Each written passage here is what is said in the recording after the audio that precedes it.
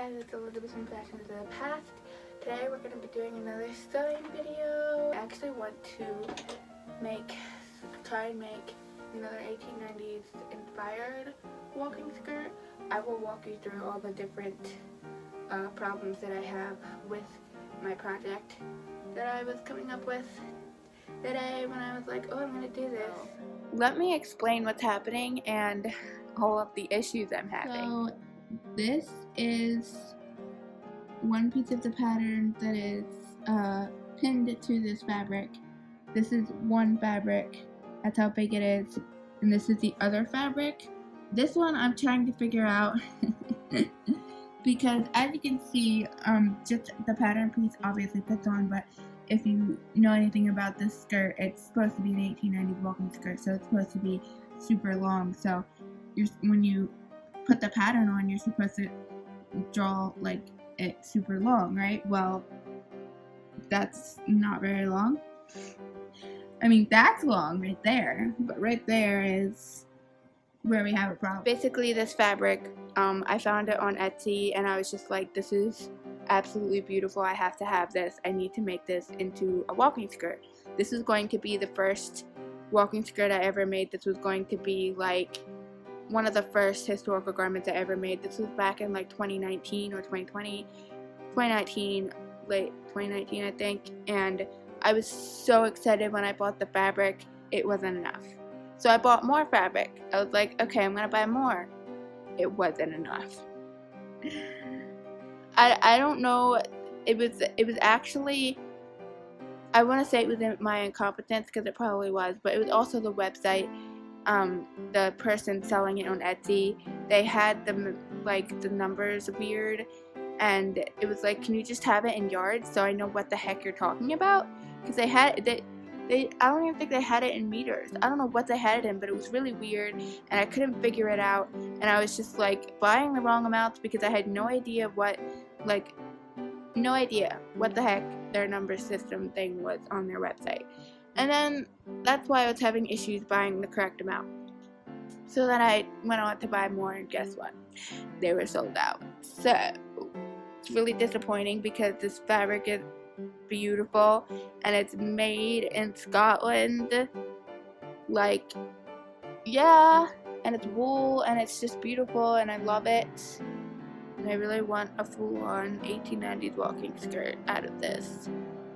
My dreams cannot be realized, but I can make a half 1890s walking skirt, maybe, possibly. Okay, first I have to calculate what the length is that I calculated for this. I might even be able to make it longer because you see there's extra there, but I also need to make sure I have extra fabric for like the placket, the waistband, pockets, stuff like that. Actually, I'm gonna make the pockets probably out of a different material, but for those little small things, I still need some fabric left over. But I could probably make this longer if this can be longer, because when I put it unfolded like this, it makes me think that it could work. But again, I have absolutely no idea. Now, what I'm going to have to do is measure out the length of this. I'm just going to stick to this length for now, and then trace it to that length, and then try it on that side. And if I can add more length, I will. If I can't, that's fine. But I would love to be able to add more length, but if I can't, that's fine. I just want to see if it works with this length before I do anything else.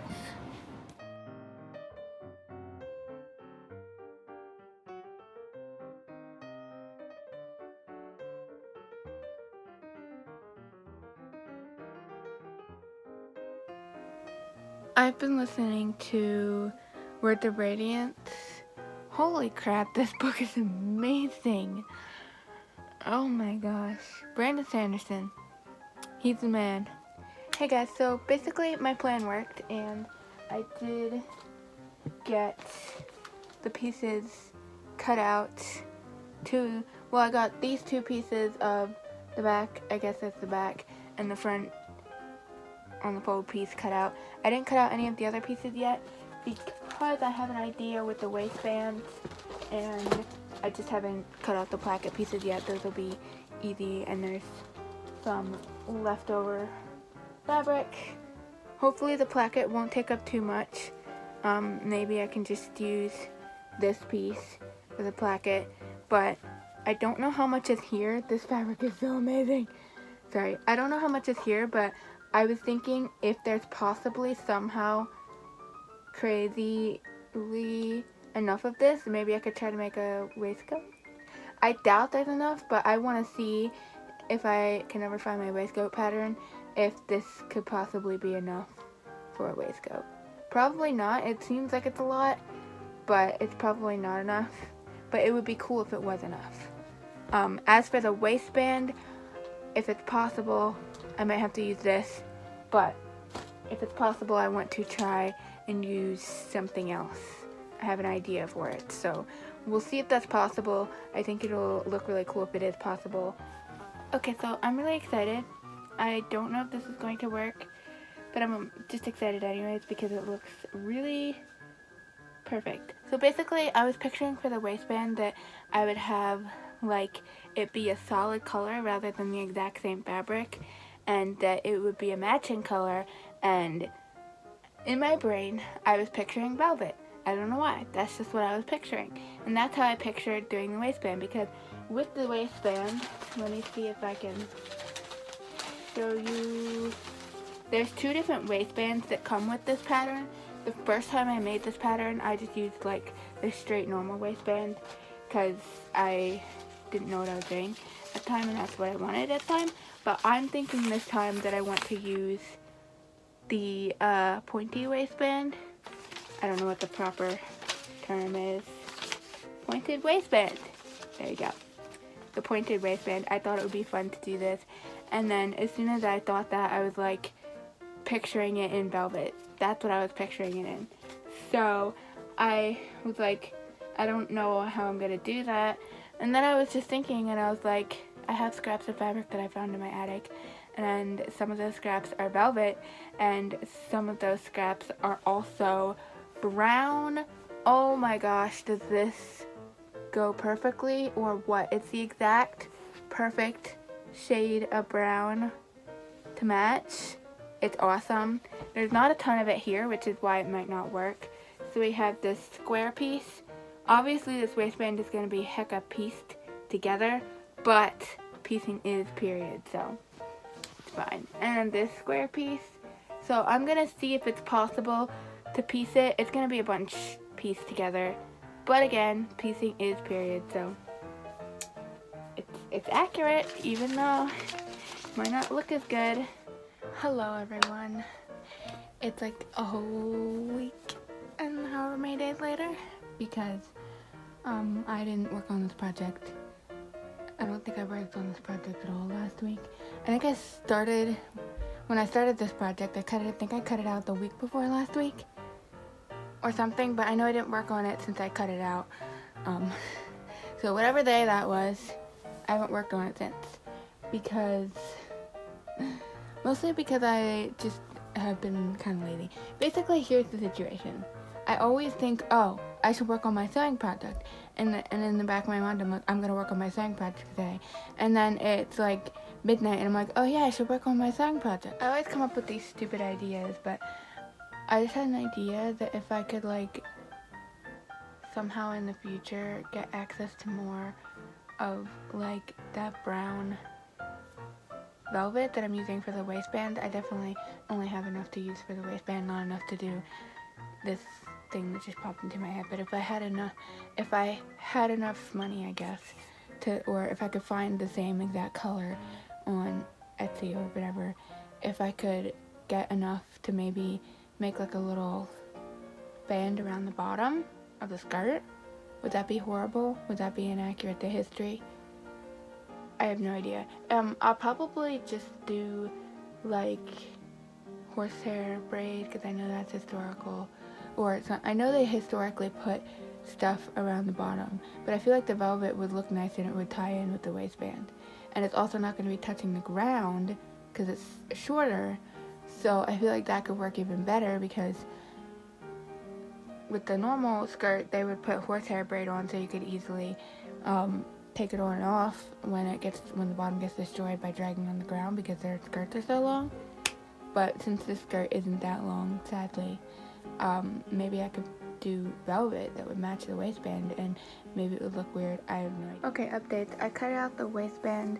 I think I mentioned this before, but it's being pieced.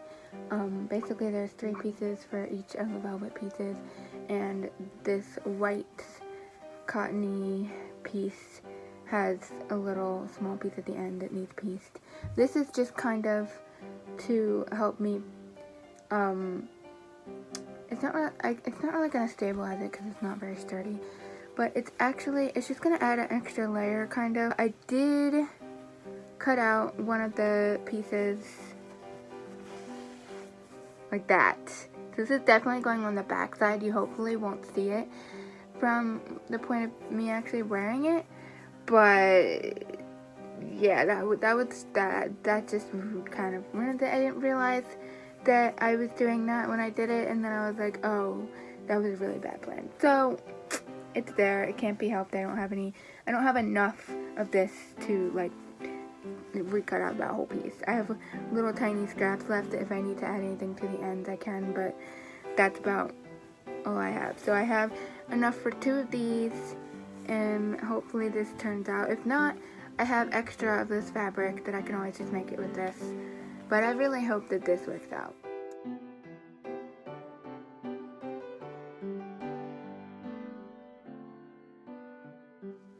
Alright, so I'm currently piecing together the waistband. Basically what I've done so far is I've pieced this white section together, this little tiny piece, and I pieced the back section together. I am whip stitching down these little seams here because it's going to be bulky if I just let them out and loose, and also I can't really iron it because it's velvet, so I don't know how to iron velvet. Basically it would get destroyed. So basically I was trying to do like a, can't think of the word, but a stitch that would hold this down, but I just realized I did it wrong because this side on the white piece is shorter and this side on the brown piece is shorter.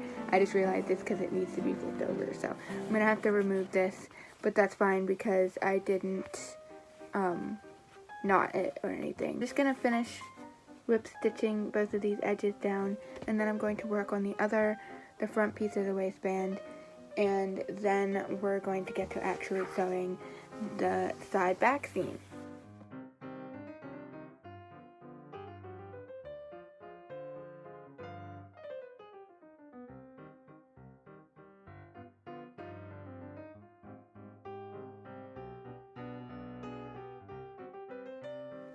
Alright, so I'm sewing up the back seam, but I thought I'd tell you what I'm doing.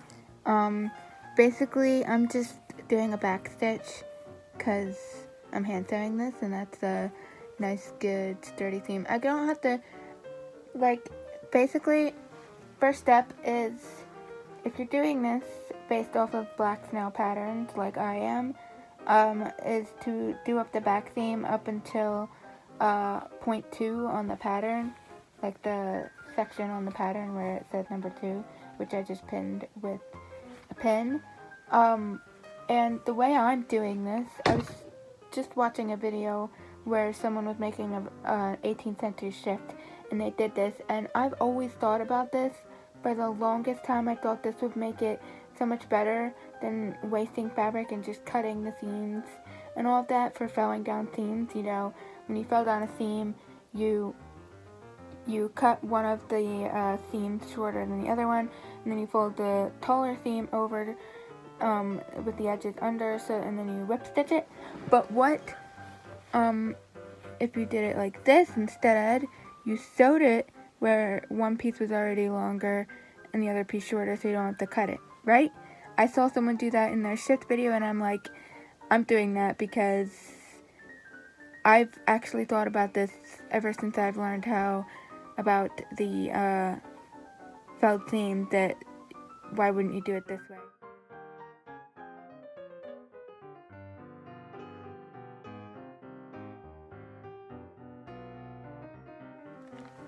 Oh dear, Okay, so the next part is you're supposed to sew the placket.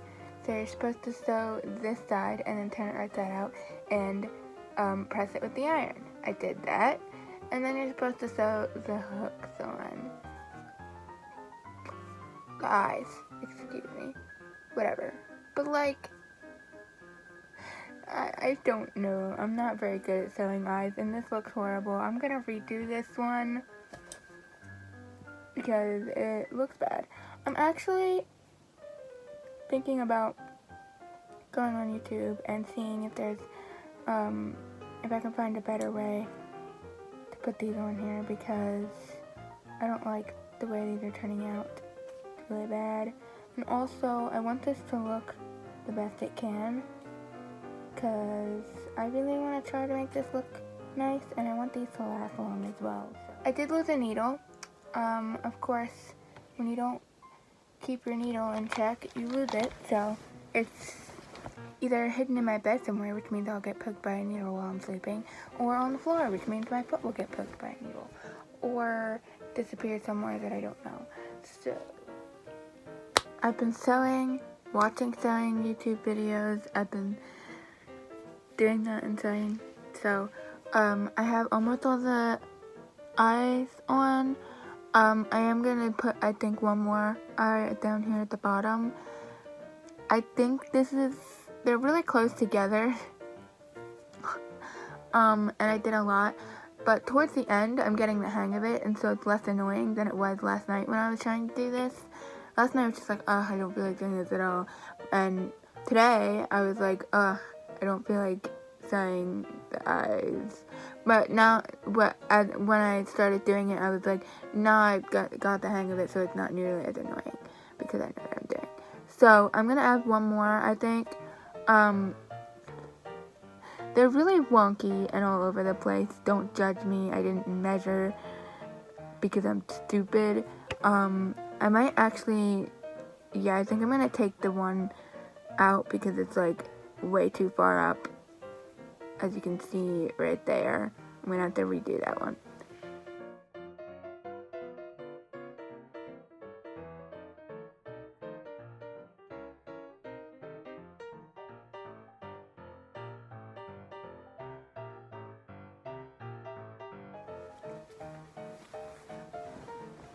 Okay guys, so I have been working on this skirt. Surprisingly enough, it's the end of the day, I'm still working on the hooks and eyes. Still working on the placket. Here we go.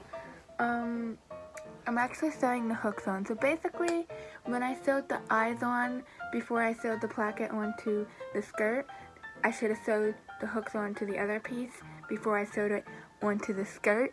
I didn't do that because I'm an idiot. I'm pretty sure I did that with the other skirt I made too, and this is royally a mess, but I'm sewing the hooks on with this attached to the skirt, and it would have been so much better with them both unattached, because then I could have like tried to line them up much better. I feel like these aren't lining up with the eyes at all.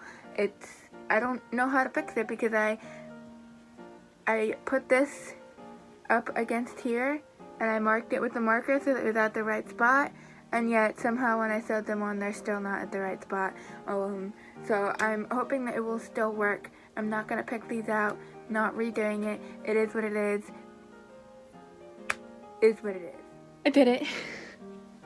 This is what it looks like from the outside. It actually looks pretty decent. I think if you look at it from the inside, it might be a little bit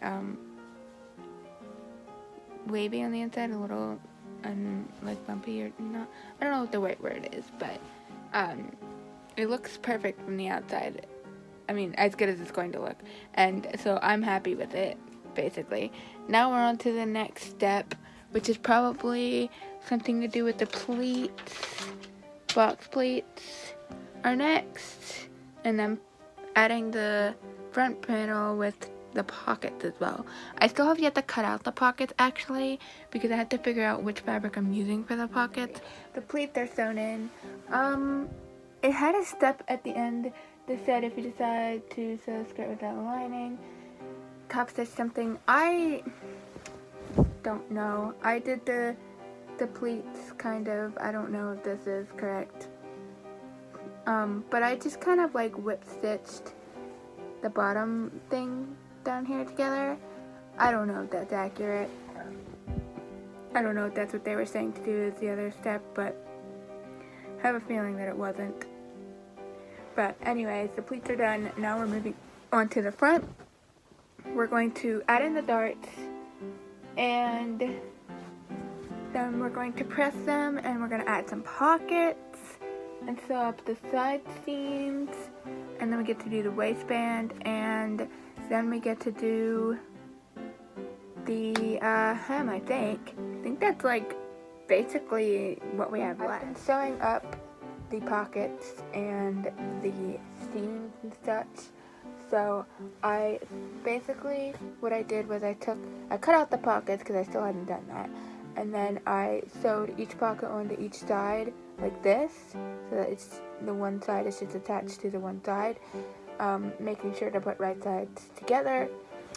And now I'm sewing up the side seams, which means I have to sew up the side seam up around the pocket and down this side seam.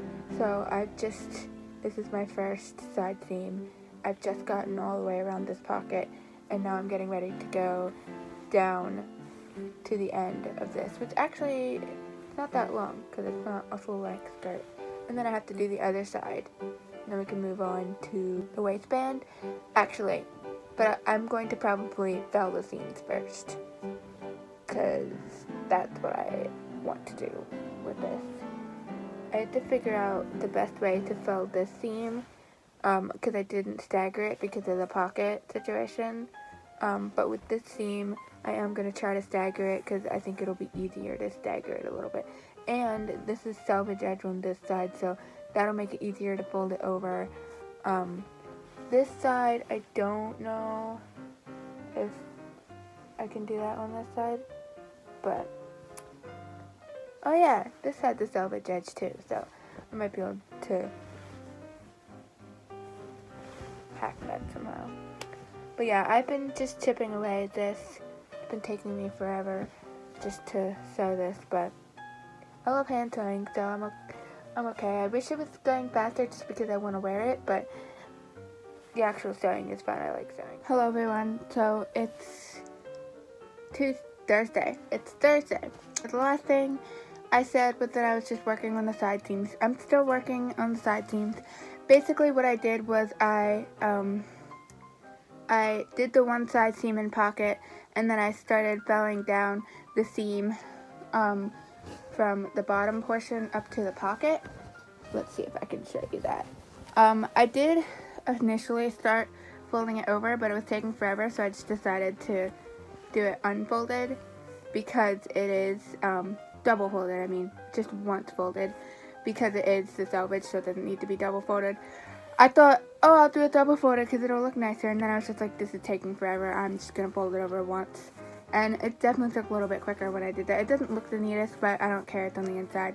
So this side is completely done, minus the top. This part still needs felled or something, but I'm not going to do that right now. Okay, so I'm still not done with the hem. I'm sorry, I keep updating you. But I actually only have a tiny bit left. I don't know if you can see this. I really only have a tiny bit left. What the heck? I didn't realize it was only that much. Okay, that's awesome.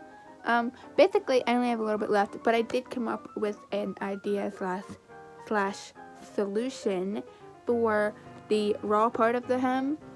So before, I was just folding it under and whip stitching it. What I'm going to do is I'm going to remove all these whip stitches and redo it. But what I'm going to do is I'm going to fold this part over, like do kind of like a rolled hem with this part so that the edges are underneath and all of that. I'm going to hope that works. I don't know. And then I will tack this part down in different areas, but I'm not going to tack it down on every single spot. I mean, on the whole, like, width of it, you know what I mean? I don't know. We're going to try it out and see if that works better than the previous way of doing it. But I only have a tiny bit left of the top stitching bit, which is actually surprising. I didn't realize it was only that much. so that means I'm going to finish it like right now, and I will get back to you on my update on this, and maybe I will change my mind and just decide to do it the way I was doing it, or to not do it at all, because I changed my mind a lot apparently. But for now, I am going to try my other method idea, because previously this was happening and I don't want that to happen. Okay, so I just finished it, the top stitching. But a couple things I just wanted to mention really quick.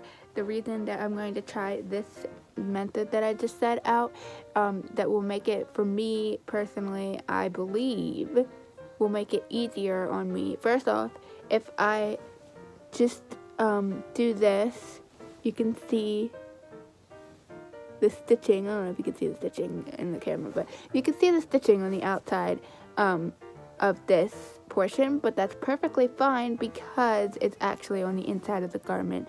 You won't be seeing that on the finished product. So I can make this part as unneat and messy as I want, which means I can go much quicker because I'm just going to roll this seam under and I can just sew it all the way through. I don't have to pick up one thread and make it like go a lot slower, which is nice, and I can just, it will go so much quicker that way. And then when I tack it down, I'll have to pick up one thread, but because I'll either just be using really large stitches when I tack it down, or just tacking it at different points instead of like doing the whole way around every little area or whatever, just making it enough that it'll stay on, whatever. It'll just be, for me, probably quicker and hopefully easier to do it this way. Is it historically accurate? Probably not. At this point, I don't care because this garment already is not super accurate in its length, and I'm just hand sewing it because I like hand sewing, not because of specifically trying to be historically accurate. Hello, this should be about the last of this walking skirt. I just finished tacking the hem down, so hopefully that's good. We've got some pockets. This side, the pocket's smaller, this side, the pocket's bigger. I wanted to make the pockets bigger than the pattern pockets, and for the fabric I was using for the pockets, I had enough to make this one bigger, but I didn't have enough to make this one bigger, so if you have a bigger one and a smaller one, that's fine. I was going to try and do something to the pocket flip because I thought you could see the pocket, and then I was looking at it when it wasn't on me and I was like, oh, you can't see those pockets. But now as it's on me, with this side, you can kind of see it a little bit, but I'm also not going to do that right now because it's not super noticeable, and I'm also going to iron this so that the hem is nice and ironed and good. This is the full 1890s shortened walking skirt. I'm not sure how it looks from the side view.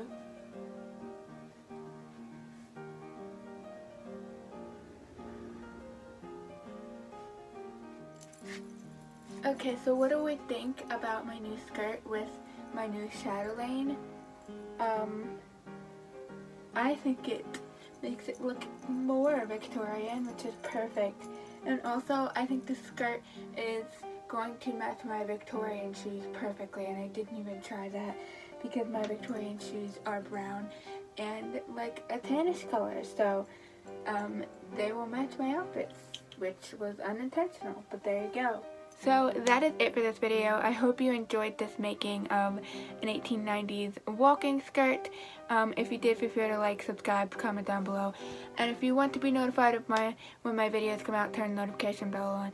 And if you're into books and reading, check out my other channel link below. And I hope you go on your own sewing adventures. Bye.